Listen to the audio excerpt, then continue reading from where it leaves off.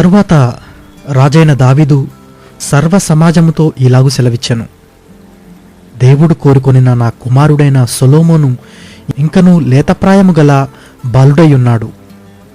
కట్టబోవు ఆలయము మనుషునికి కాదు, దేవుడైన యెహోవాకే గనుక ఈ పని బహు గొప్పది.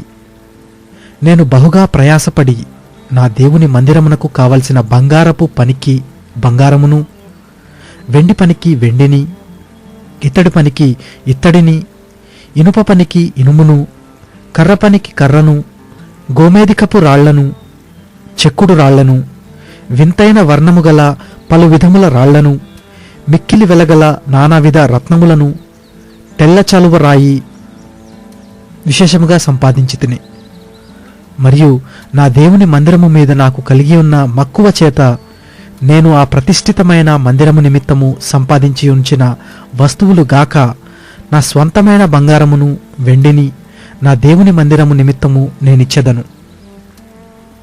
గదుల గోడల రేకుమూతలకును బంగారపు పనికిని బంగారమును, వెండి పనికి వెండిని, పనివారు చేయు ప్రతి విధమైన పనికి 6,000 మణుగుల ఓఫీరు బంగారమును, 14,000 మణుగుల పుటము వేయబడిన వెండిని ఇచ్చుచున్నాను. ఈ దినమున యెహోవాకు ప్రతిష్ఠితముగా మనఃపూర్వకముగా ఇచ్చువారెవరైనా మీలో ఉన్నారా? అప్పుడు పితరుల ఇండ్లకు అధిపతులను, ఇశ్రాయేలీయుల గోత్రపు అధిపతులను, సహస్రాధిపతులను, శతాధిపతులను, రాజు పని మీద నియమింపబడిన అధిపతులను కలిసి మనఃపూర్వకముగా దేవుని మందిరపు పనికి 10,000 మణుగుల బంగారమును, 20,000 మణుగుల బంగారపు ద్రాములను, 20,000 మణుగుల వెండిని, 36,000 మణుగుల ఇత్తడిని, 2,00,000 మణుగుల ఇనుమును ఇచ్చిరి. తమ యొద్ద రత్నములున్న వారు వాటిని తెచ్చి యెహోవా మందిరపు బొక్కసము మీదనున్న గోర్షేనీయుడైన యెహీయేలునకు ఇచ్చిరి. వారు పూర్ణ మనస్సుతో యెహోవాకు ఇచ్చియుండిరి గనుక వారు ఇలాగు మనఃపూర్వకముగా ఇచ్చినందుకు జనులు సంతోషపడిరి. రాజైన దావీదు కూడా బహుగా సంతోషపడి సమాజము పూర్ణముగా ఉండగా యెహోవాకు ఇట్లు స్తోత్రములు చెల్లించెను.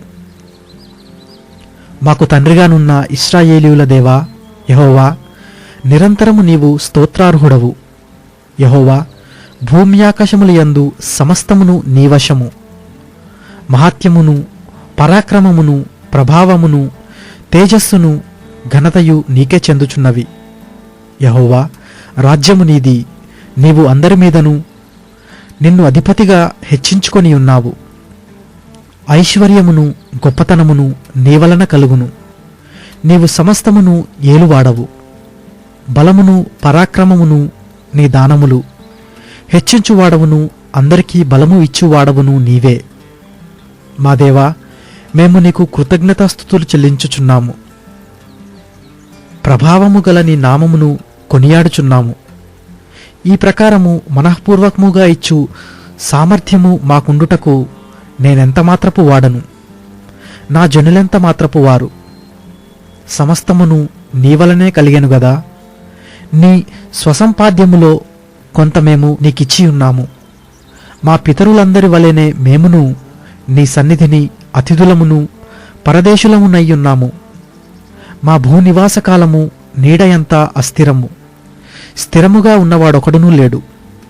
మా దేవా యెహోవా, నీ పరిశుద్ధ నామము యొక్క ఘనత కొరకు మందిరమును కట్టించుటకై మేము సమకూర్చిన ఈ వస్తు సముదాయమును నీ వలన కలిగినదే, అంతయు నీదయ్యున్నది. నా దేవా, నీవు హృదయ పరిశోధన చెయ్యుచు యథార్థవంతులయందు ఇష్టపడుచున్నావని నేనెరుగుదును. నేనైతే యథార్థ హృదయము గలవాడనై ఇవి అన్నియు మనఃపూర్వకముగా ఇచ్చియున్నాను. ఇప్పుడు ఇక్కడ నుండు నీ జనులను నీకు మనఃపూర్వకముగా ఇచ్చట చూచి సంతోషించుచున్నాను. అబ్రహాము, ఇస్సాకు, ఇశ్రాయేలు అను మా పితరుల దేవా యెహోవా, నీ జనులు హృదయపూర్వకముగా సంకల్పించిన ఈ ఉద్దేశమును నిత్యము కాపాడుము. వారి హృదయమును నీకు అనుకూలపరచుము. నా కుమారుడైన సొలొమోను నీ ఆజ్ఞలను, నీ శాసనములను, నీ కట్టడలను గైకొనుచు వాటినన్నిటినీ అనుసరించునట్లును, నేను కట్టదలిచిన ఈ ఆలయమును కట్టించునట్లును అతనికి నిర్దోషమైన హృదయము దయచేయుము. ఇలాగు పలికిన తరువాత దావీదు, ఇప్పుడు మీ దేవుడైన యెహోవాను స్తుతించుడని సమాజకులందరితో చెప్పగా, వారందరూ తమ పితరుల దేవుడైన యెహోవాను స్తుతించి యెహోవా సన్నిధిని రాజు ముందరను తలవంచి నమస్కారము చేసిరి. తరువాత వారు యెహోవాకు బలులు అర్పించిరి. మరునాడు దహనబలిగా 1000 ఎద్దులను, 1000 గొర్రె పొట్టేళ్లను, 1000 గొర్రెపిల్లలను వాటి పానార్పణములతో కూడా ఇశ్రాయేలులందరి సంఖ్యకు తగునట్లుగా అర్పించిరి. ఆ దినమున వారు యెహోవా సన్నిధిని బహు సంతోషముతో అన్నపానములు పుచ్చుకొనిరి.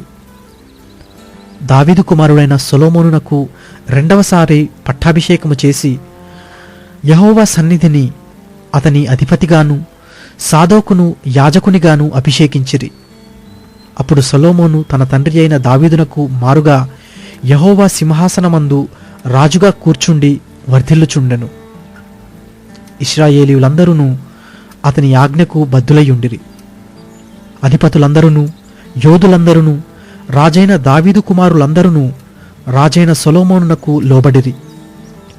యెహోవా సొలొమోనును ఇశ్రాయేలీయులందరి ఎదుటను బహుగా ఘనపరిచి అతనికి ముందుగా ఇశ్రాయేలీయులను ఏలిన ఏ రాజుకైనను కలుగని రాజ్య ప్రభావమును అతనికి అనుగ్రహించెను.